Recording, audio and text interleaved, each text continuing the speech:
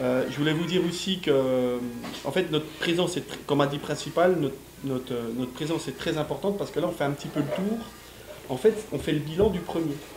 Alors, j'aurais besoin un petit peu, peut-être, j'ai besoin vraiment d'images et de photos. J'aimerais, par exemple, être pris dans une classe au milieu des élèves avec le matériel que vous a fourni parce que ça, c'est une image très importante qui va être diffusée en France pour dire on a fait quelque chose, je vais lancer un appel pour aller plus loin. Et je suis là pour venir vous dire, c'est que vous avez encore des besoins.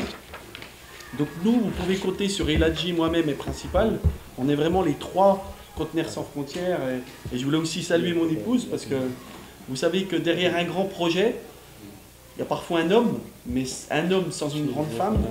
Voilà, donc je voudrais saluer mon épouse. Donc voilà, je voulais vous dire qu'on ne va pas s'arrêter là. Donc on est venu aussi, en fait, notre association, pour qu'elle gagne en épaisseur, en puissance, en lisibilité, en tout ce que vous voulez, il faut de l'officiel.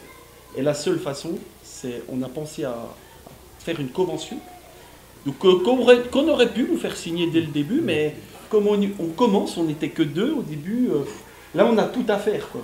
On va faire le chemin ensemble, on va construire des choses ensemble. Donc la convention, ça institutionnalise. On sort de l'inspection d'académique il y a 3 jours, et du département, ils nous ont dit le même message. Vous aurez un soutien indéfectible du département, de l'académie. On est là pour surtout, on a décidé de créer l'association.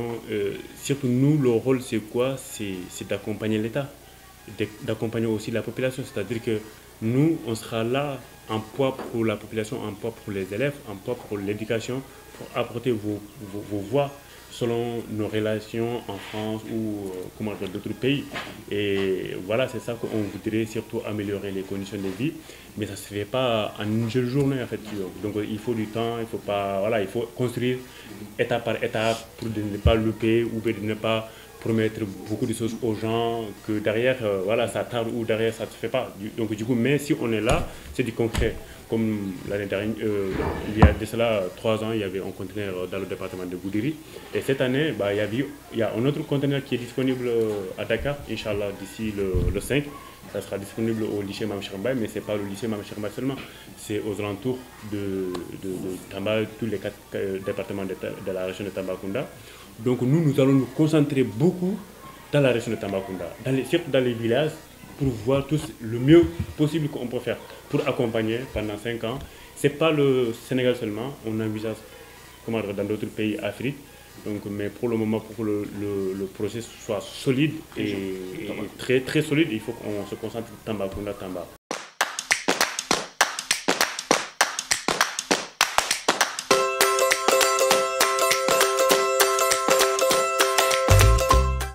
On va juste magnifier le geste en quelque sorte, mais aussi nous ravir de votre déplacement, surtout en cette période de canicule, voilà, qui n'est pas vraiment chose aisée, parce que se déplacer être dans une zone où c'est une zone qui est très fraîche, et quitter cette zone fraîche pour vraiment faire un tour en Afrique qui est dans un extrême canicule, vraiment ça seulement c'est un geste en tout cas à saluer.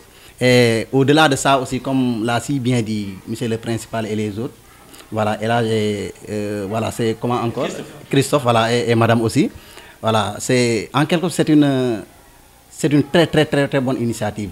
Et on dit que vous êtes toujours la bienvenue en Afrique, parce que l'Afrique vraiment, bon, l'Afrique a besoin d'aide. Les enfants d'Afrique aussi doivent être dans les mêmes conditions de travail que tout autre enfant. Donc pour ce faire, il faut que des gens s'y mettent. Donc l'État ne peut pas tout faire. Donc on ne peut pas attendre tout de l'État. Mais peut-être il y a des bonnes volontés qui sont à gauche et à droite. Mais pour ce qui est de ces bonnes volontés aussi, il faut leur tendre la main. C'est-à-dire qu'il faut qu'ils sachent exactement que tel lieu, dans telle localité, ils ont besoin d'aide. Parce qu'on ne peut pas connaître, on ne peut pas dire être en France ou bien encore être à Dakar et savoir qu'à Madina Diarra, ils ont besoin d'être autres. Donc il faut faire le tour comme ce que vous venez de faire. Vraiment, c'est quelque chose vraiment d'extraordinaire. Et on s'en réjouit vraiment et on vous dit merci. Et Madina Diarra est là. Donc c'est pour nous tous, comme je l'avais dit à Elage, on est là que pour le développement. Parce que nous tous qui sommes là, l'équipe pédagogique qui est là, il y a certains qui habitent à Dakar, d'autres c'est à Diourbel, d'autres, etc., etc. Donc on est là que dans le cadre du travail. Et si on dit le cadre du travail, donc c'est le Sénégal. Et partout où que tu sois, c'est le fait juste de travailler et de faire développer. Donc le développement surgit au niveau de la base d'abord, donc au niveau des villages, au niveau du quartier, etc., etc., pour que l'État, ou bien encore pour que qu'un pays se développe. C'est comme ça qu'il faut prendre les choses, mais aussi s'y être en quelque sorte. Et le concret, vraiment, on en a besoin. Voilà, vu les conditions de travail de ces enfants qui peinent des fois à abandonner l'école pour cause, peut-être, ils ne peuvent pas se déplacer de ville, comme par exemple à Madinadiar, des élèves qui quittent 10, 11 km, voire 7 km pour venir apprendre. Voilà, des fois en période d'hivernage, octobre, jusqu'à décembre, vous ne les voyez pas. Pourquoi? Parce qu'ils ne peuvent pas se déplacer. C'est difficile. Surtout les filles et les enfants de la première étape CICP. Pourquoi? Parce que peut-être il n'y a pas de moyens à l'école qui peuvent les couler et les donner peut-être un repas pour qu'ils puissent rester. Peut-être là aussi, il y a un problème. Donc, mais aussi d'autres, ils tardent à venir parce que pendant l'hivernage, octobre, novembre, décembre, ils n'ont pas de matériel. Ils n'ont pas de cahier, ils n'ont pas de stylo, ils n'ont pas le matériel adéquat pour travailler. Donc leurs parents sont pauvres, ils sont issus des familles pauvres, donc ils n'ont pas ce matériel, ils ne vont pas venir. Parce qu'ils n'ont pas de matériel. Ils ne peuvent pas venir et voir qu'il y a d'autres enfants qui ont tel ou tel matériel, qui travaillent avec, alors qu'eux, ils restent les bras croisés. Malheureusement, donc toutes ces conditions vraiment, on essaie juste de faire, et le principal est là, il peut m'en témoigner. Voilà, on essaie juste de se sacrifier. Des fois, c'est les collègues qui sortent, des fois, une fois en vacances, on essaie de concocter des cahiers, des kits, etc., pour les amener pour certains enfants qui sont issus des familles pauvres et tout. Mais donc, si l'école a donc une aide de la part d'un partenaire, vraiment, là, alors, on vous dit seulement bienvenue. Vous allez être un prototype, parce que là, on est dans le prototypage. On fait le tour de quelques écoles. On ne peut pas malheureusement aller dans toutes les écoles. Mais écoutez, alors votre prénom, je ne me souviens plus. Michel Amadou. Amadou. Oui. Amadou. Alors Amadou, je vais vous demander quelque chose. Vous allez lancer un appel à une école en France. Alors donc bonjour ou bonsoir selon donc le temps qu'il fait en France. Donc je me nomme Amadou Mbach, directeur de l'école de Madina Diakha. Donc Madina Diakha est située dans la région de Tamba. D'abord c'est au Sénégal, dans la région de Tambacounda et dans le département de Goudiri, à 65 km de Goudiri. Donc on est dans la commune de Bani. Voilà, Bani aussi est situé à 5 km. Donc juste l'école est là. Peut-être on va vous présenter après l'image de l'école. Donc c'est une école qui a vraiment besoin d'aide. Bon, qui a été créé depuis 1996, mais jusqu'à présent, bon, peut-être on n'a pas eu de personnalité vraiment issue de cette école parce que la plupart des gens abandonnent l'école, des enfants abandonnent en cours de chemin, des fois en troisième ou bien encore deuxième étape, extra, parce qu'il faut de moyens. D'autres quittent des localités, par exemple à 7 km ou bien 11 km pour venir apprendre ici à l'école de Madina Diakha. Et c'est une difficulté qui est énorme, qui est là et qui est récurrente, parce que chaque année, on tarde à les voir ici à l'école, parce qu'ils viennent vers le mois de janvier. Donc, ils vont rater 3 à 4 mois de cours, parce que leurs parents n'ont pas de moyens, peut-être pour leur donner du matériel qu'ils utilisent à l'école. Donc, ils sont obligés de rester au champ avec leurs parents jusqu'au mois de janvier pour venir à l'école. Donc là, c'est des conditions de travail difficiles. Et d'autres encore, c'est par exemple, s'ils viennent ici à l'école vers ces mois-ci, ils n'ont pas de quoi manger à l'école. Donc ils sont obligés de rester près de leurs parents, parce que à 7-10 km comme ça, donc c'est extrêmement difficile. Tout le monde est aux amont, donc les enfants sont obligés de rester là-bas. Et là, la couche la plus touchée, c'est les enfants de la première étape. C'est là ceux qui font le CI et le CP. Donc c'est les enfants qui viennent d'entrer à l'école. Donc c'est la couche la plus vulnérable et la plus touchée. Mais aussi les filles, surtout les filles. On voit que même les filles, avant même d'arriver à la classe du CM2, elles abandonnent l'école. Et même actuellement, quand vous entrez dans notre classe de CM2, vous allez trouver qu'il n'y a que 6 filles qui sont là. Or qu'au départ, vous pouvez avoir plus de 30-40 filles, mais au finish, bon, certaines filles abandonnent en cours de, par exemple, faute de moyens, mais aussi problème de déplacement, de quitter leur amour là où il y a leurs parents et venir ici à l'école. Donc c'est des difficultés qui sont là. Et on demande vraiment une aide de la part de tout un chacun, donc toute école. Est-ce que vous pourriez donner quelques besoins? Si une école en France vous écoute, un collège, un lycée, bien sûr, quels seraient par exemple concrètement là, dans les 6 mois, dans l'année qui vient, qu'est-ce que vous aurez besoin? Bon, d'abord là, ce que je vais peut-être dire en premier lieu, c'est vers les enfants, donc c'est les doter de matériel pédagogique, à savoir le matériel contenu didactique, les cahiers, les livres, extra, mais aussi, si possible, bien sûr, surtout le matériel informatique, parce que l'enfant aussi dans les classes, on a besoin de faire des cours d'initiation en informatique, mais malheureusement ce matériel manque. Mais aussi une salle bien équipée, si possible bien sûr, d'avoir une salle bien équipée Comme ça, les cours vont se dérouler dans ces salles informatiques et que les autres cours qui sont des cours pédagogiques qu'on fait au niveau des leçons, là on a besoin du matériel, des cahiers, des livres, des stylos, etc. Donc des fournitures, si je fournitures comprends bien, des fournitures, des cahiers, des livres, etc. Ça c'est la première chose. Et la deuxième chose, une salle informatique bien équipée. Bien sûr. D'ici un an, ça serait merveilleux que vous ayez tout ça. Bien sûr, bien sûr. Mais aussi un autre encadrement qui est peut-être une cantine scolaire, si on pouvait l'avoir. Donc là, on rentre dans l'équipement, dans l'amélioration des conditions. Une cantine scolaire, peut-être l'eau dans chaque salle de classe, voilà, par exemple, de l'eau fraîche pour les enfants, bien sûr, par exemple. Les enfants, bien sûr. D'accord. Voilà, là aussi, ce serait mieux. Voilà, au-delà de ça, si, bon, peut-être ceux qui veulent nous aider, par exemple, on peut avoir encore d'autres salles de plus. Ça aussi, vraiment, serait extraordinaire parce qu'on voit que là, dans nos salles, par exemple, vous prenez le CM2, l'enseignant qui est là-bas, c'est moi qui est le CM2, mais en même temps, j'ai le CI dans la même salle. Et Michel Lee qui a aussi le C2, il a aussi le CP dans la même salle. Donc cela, on confond deux cours dans une même salle. Alors ce qu'il vous faudrait aussi, c'est la construction, par exemple, bien sûr, à moyen terme, pas forcément dans l'année, mais dans les 5 ans qui viennent, la construction de 2 ou 3 salles, ça vous soulagerait. Bien sûr, ça nous soulagerait. L'autre aussi, la classe maternelle qui est là où vous voyez, c'est fait en palissade, en bois et tout là. C'est là où il y a les enfants de la maternelle aussi. Donc là aussi, on pouvait avoir des aides. Bon, c'est une aide que, en tout cas, on demande. En tout cas, voilà, c'est quelque chose qu'on demande. C'est très nécessaire que vous disiez concrètement vos besoins, parce que là, on est dans le concret. Bien sûr. On travaille à 6 mois, 1 an, à 5 ans, à 10 ans. Bien sûr. Donc, d'accord. Voilà, en somme, je pense qu'en grosso modo, c'est ce qu'on aurait besoin. Bon, l'autre, peut-être, s'il y a une addition, c'est juste de dire si on pouvait avoir aussi je ne sais pas, un logement pour le personnel administratif, ce serait mieux. Parce que vous voyez, nous, bon, lorsqu'on est là, on est là logé à l'école, c'est ici qu'on mange, c'est ici qu'on couche, voilà, on passe la nuit ici, dehors, etc.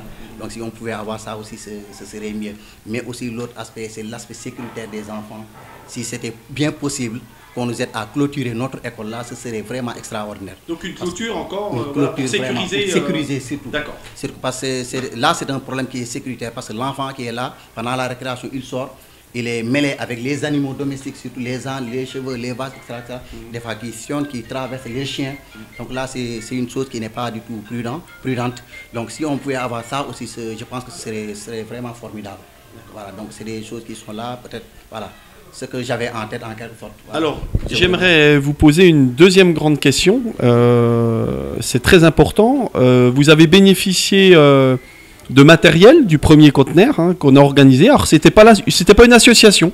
Je suis enseignant comme vous dans un collège et c'est les enfants de ce collège qui se sont mobilisés autour de 3 professeurs, dont moi, pour vous apporter ce matériel. J'aimerais que vous me parliez de, comment dirais-je, l'impact que ça a, ce matériel. Est-ce qu'il vous a soulagé? Enfin, parlez-moi de ce que vous voulez. Voilà, donc c'est une très très très bonne question et pertinente, vraiment je vous remercie. Alors ce que vous nous avez doté, ça nous a extrêmement soulagés.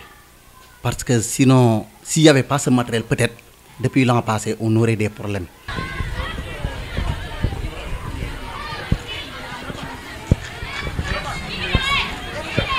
Bienvenue, chers partenaires.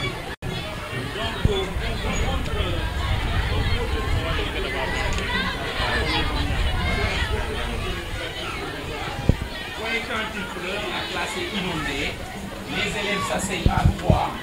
Vraiment, les conditions, et quand il y a trop de soleil aussi, ça tape sur le tableau. Vraiment, on a beaucoup de problèmes. Les tableaux ne suffisent pas. Il y a que... Déjà, ils ne sont pas en bon état. Très bien. Et dès que le vent souffle, les élèves reçoivent beaucoup de poussière dans les yeux, si bien que vraiment, vous voyez, regardez même l'abri provisoire, peut-être d'ici l'année prochaine, ça ne va pas tenir. Et il n'y a pas que c'est le seul abri provisoire, mais on en a jusqu'à 6 ou 7. Donc vraiment, et chaque année, les effectifs augmentent. On n'arrive pas à trouver de table-banc encore.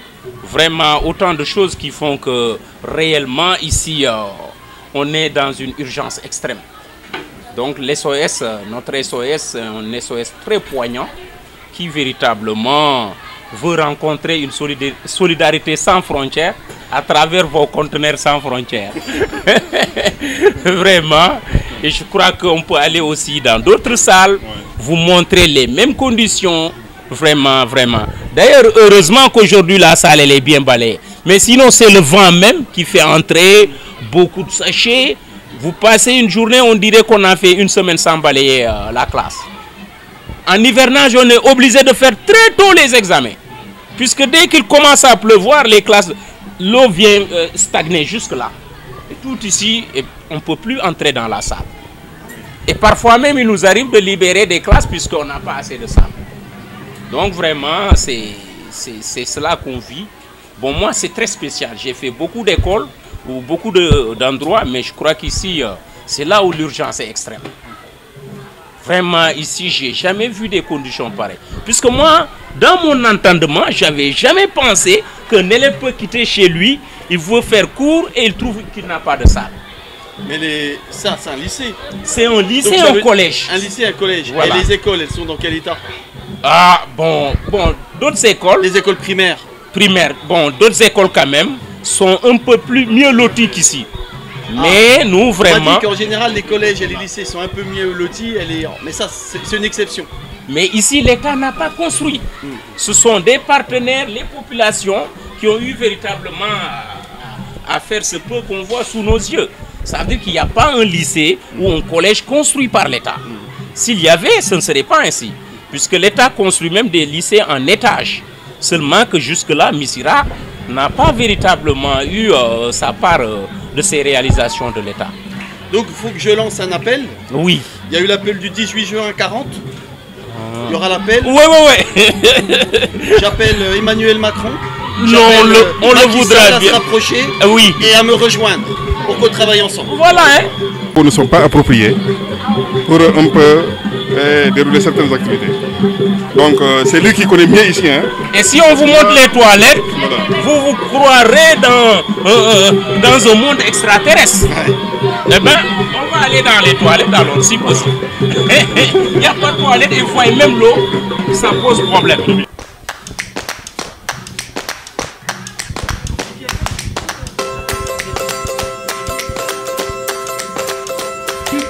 Allez-y.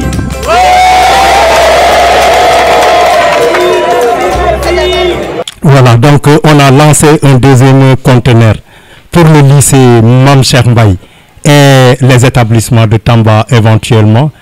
Donc depuis pratiquement toute mon absence est due à ça. Donc comme je suis le point focal, donc il va falloir que je règle tout ça. Donc pour mettre tout en ordre, éventuellement venir vous voir. Donc depuis pratiquement 6 jours, on est en train de sillonner.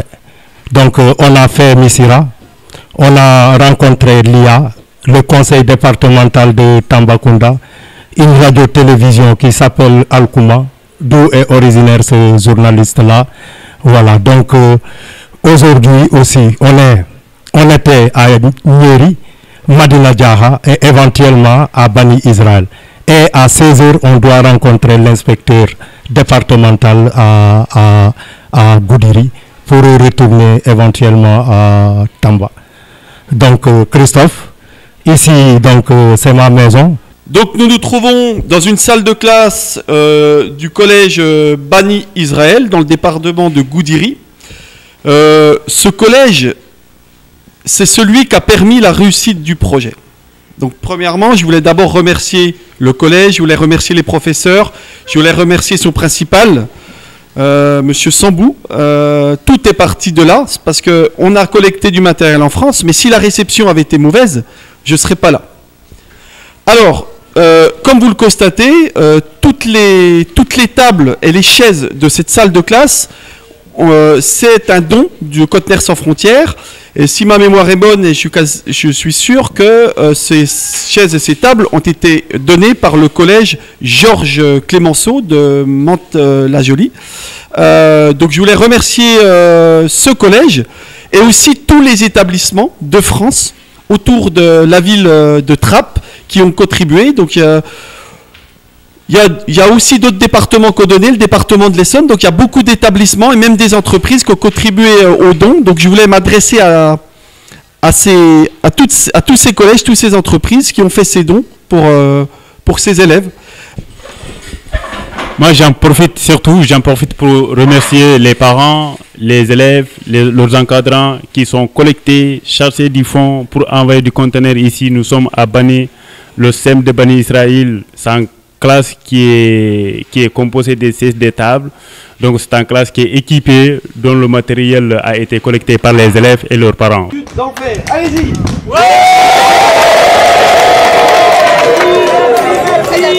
Nous nous trouvons ici donc au collège Bani Israël, dans la salle informatique qui est née suite au premier conteneur. On y voit les effets. Avant, il n'y avait pas de salle informatique, maintenant il y a une salle informatique. Alors nous nous trouvons en présence du professeur en charge de l'enseignement de l'informatique qui va se présenter, puis qui va nous parler un petit peu de l'avant, de l'après, il nous dit ce qu'il veut. Oui, bonjour à tout le monde. Moi, c'est M. Ba, professeur d'éducation physique. Ça peut sembler bizarre que le professeur d'éducation physique donne des cours d'informatique, mais comme vous le dites, dans le même combat de l'éducation, ça nous a permis aujourd'hui, quand je venais à l'école ici, il n'y avait pas de salle informatique. Mais cette année-ci, les élèves ont la possibilité que si un professeur donne des exposés et qu'ils aillent faire des recherches dans la machine, parce qu'il y aura des logiciels d'éducation qui seront installés dedans. Et ça sera déjà un tout petit peu en plus. Parce que s'ils ont besoin ne serait-ce qu'un tout petit peu de découvrir le monde le monde technologique, ils en ont la capacité. Et ça, c'est grâce aux conteneurs sans frontières et on les en remercie très bien. Parce que les élèves, ils n'avaient pas cette possibilité. Ils n'avaient pas un tout petit peu la capacité de découvrir comment manipuler l'ordinateur, comment enregistrer un fichier, comment rédiger un texte avec les caractères qui sont mis dedans. Mais cette année-ci, en une semaine, les élèves savent comment ouvrir un fichier, écrire un texte. Maintenant, dans la suite évolutive, on va essayer un tout petit peu de les faire découvrir autre chose. Comme ça, s'ils sortent de ce domaine, dans ce village où ils sont, ils auront la possibilité d'être au même point que les élèves qui ont été dans les mêmes conditions. Quel serait pour vous, parce qu'on va en profiter pour faire un petit appel peut-être, parce que une salle informatique avec des ordinateurs, c'est un début. Quelle serait pour vous une amélioration de cette salle? Je ne sais pas, par exemple une mise en réseau, ou vous avez peut-être des idées. Si un lycée professionnel en France, spécialisé, je pense au bac pro lié à l'informatique, qui vous entend, et qu'ils ont envie de venir chez vous, quel pourrait être le projet que vous pourriez mettre en place avec eux? Donc c'est en quelque sorte exprimer vos besoins. Oui, en premier, si déjà il n'y avait pas ces matériaux et que les élèves parviennent maintenant à manipuler l'ordinateur, je pense que c'est déjà bien. Mais comme vous l'avez dit, la mise en réseau, peut-être comme vous l'avez dit avec une collaboration avec les autres écoles, ils auront la capacité de découvrir le monde qui se trouve en France avec des vidéoconférences. Et avec les vidéoconférences, il nous faudra ne serait-ce que des réseaux, des caméscopes et autre chose. Donc on aimerait bien que la salle soit mise en réseau et que les élèves aient la possibilité. Parce que les recherches ne se font pas simplement dans l'ordinateur. Les logiciels peuvent être obsolètes, mais comme l'actualité se trouve dans l'Internet, on aimerait bien peut-être que les choses s'améliorent dans ce secteur. Je pensais peut-être à quelque chose. Est-ce que vous savez ce que c'est qu'un TNI? Tableau numérique interactif. Oui, j'en ai entendu. Donc ça pourrait être aussi une demande pour installer ici? Oui, parce que même moi, en tant qu'autodidacte, j'ai fréquenté ce domaine, mais si moi je ne l'utilise pas, je ne pourrais pas ne serait-ce qu'avoir les compétences nécessaires pour les transmettre aux gosses. Donc peut-être avec eux, on pourra suivre ce processus normal.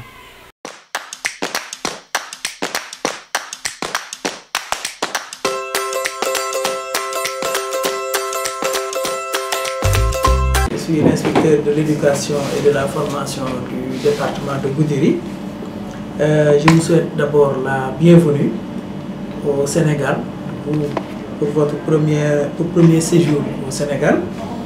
Et j'en profite pour remercier LH très profondément et Sambo, le principal Sambo, pour les efforts consentis dans ce projet-là. Et je peux vous dire également que Sambo, tout le long du processus, à chaque fois qu'il se déplace pour aller à Dakar, pour les tractations, il me tenait informé. À chaque fois, j'étais vraiment informé de l'avancée du dossier. Vous dire également notre satisfaction.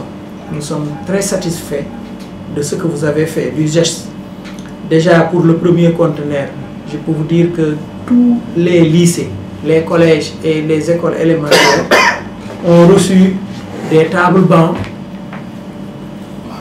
ont reçu des tables bancs, du matériel informatique, et cela a fait ses effets quand même sur les résultats, ça on peut le dire. Donc vraiment nous remercions pour cela. Aujourd'hui vous venez avec un autre conteneur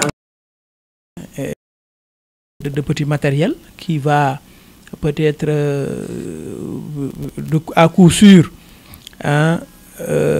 impacter encore sur les conditions de travail des élèves et des enseignants. Nous avons souvent des classes pléthoriques où, vous l'avez dit tout à l'heure, beaucoup d'élèves se partagent la classe avec des tables bancs. Bon, peut-être on n'a pas la chance d'avoir dans certaines écoles des tables où il n'y a qu'un seul élève, sa table et sa chaise. On a des tables bancs où il y a 2, 3, parfois même 4 élèves qui se côtoient et que les conditions ne sont pas très bien remplies. Donc si vous venez avec ce matériel, cela vraiment va soulager. Et je crois que c'est l'occasion, c'est le lieu de remercier les initiateurs. Vous d'abord, par ce que vous avez fait là-bas, la collecte, mais également Elage, parce que je le dis, hein, quand on est ressortissant, c'est pas partir, tu te fais des biens, tu améliores tes conditions de vie, mais tu oublies votre terroir. Mais il ne l'a pas fait. Il a tenu à organiser les gens là-bas et il a pensé à son école, à son collège d'origine, Bani Israël. Et je vous dis que il m'a beaucoup séduit parce qu'il insiste à chaque fois sur la condition ou les conditions de l'école de Nyeri, surtout l'école de Nyeri, là où pratiquement c'est des enfants qui sont là-bas, c'est des jeunes Sénégalais et qui doivent apprendre aussi bien que les autres enfants des autres localités. Il a beaucoup insisté là-dessus. Donc c'est pour vous dire que vraiment nous sommes satisfaits de ce que vous avez fait. Et je crois qu'il faut pousser cela vers de l'avant. C'est-à-dire qu'il y ait un certain échange entre les enfants de là-bas et les enfants d'ici.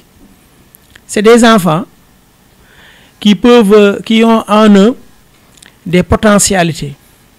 Et il faut, nous, en tant qu'adultes, nous devons les aider à développer ces potentialités-là. On ne sait pas qu'est-ce qui dort en ces enfants-là, on ne sait pas, mais ils ont quand même des potentialités que nous devons réveiller en ces enfants-là. Pour vous dire que c'est une occasion également pour remercier les enseignants. Vous avez fait peut-être quelques écoles, vous avez vu les conditions dans lesquelles ils sont en brousse. Peut-être parfois même il y a une certaine iniquité par rapport aux écoles des grandes villes, parce que là-bas peut-être les conditions sont meilleures, mais vous voyez avec la canicule, parfois c'est très difficile. Et pour vous dire, malgré cela, on fait de très bons résultats. On fait de très bons résultats dans les écoles. En tout cas, nous souhaitons que cela continue et que, à partir de là, qu'il y ait une certaine convention, je ne sais pas s'il faut l'appeler convention ou jumelage, je ne sais pas, entre les enfants, entre nos deux pays. Il y en a déjà, mais il faut vraiment concrétiser cela, que ces enfants puissent partir voir comment les autres travaillent là-bas et que ces autres aussi viennent ici voir comment leurs compères travaillent aussi au Sénégal et que vraiment qu'il y ait des échanges entre nos deux pays et échanges surtout culturels, hein, c'est très important. En tout cas, pour terminer, c'est vous dire que nous pouvons vous rassurer que ce qui sera distribué arrivera à la bonne destination et sera utilisé à bon escient. pour permettre aux enfants, permettre aux enseignants d'améliorer leurs conditions de vie, de travail au moins dans ces établissements-là. Vraiment, ce sont ces mots-là. Je ne sais pas si vraiment j'ai dit tout ce que j'avais prévu de dire, mais en tout cas, c'est vous rassurer que ce ne sera pas une distribution